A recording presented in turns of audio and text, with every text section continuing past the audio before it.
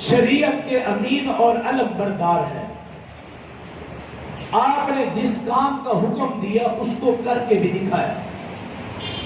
اگر آپ نے عبادت کا حکم دیا، عبادت کر کے دکھائی.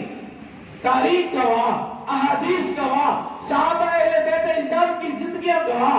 آپ ساری رات مصلی میں کھڑے ہوتے، اتنا لمبا قیام فرماتے کہ آپ کے پاؤں مبارک سوج جایا کرتے تھے. اتنا طویل سجدہ فرماتے. اما عائشہ فرماتی ہے میں یہ سمجھتی آپ کی روح پرواز کر گئی ہے.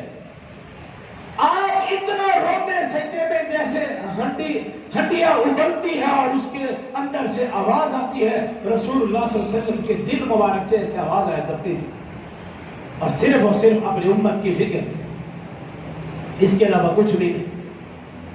عبادت کا یہ عالم تھا، صبر و تحمل اور برداشت کا یہ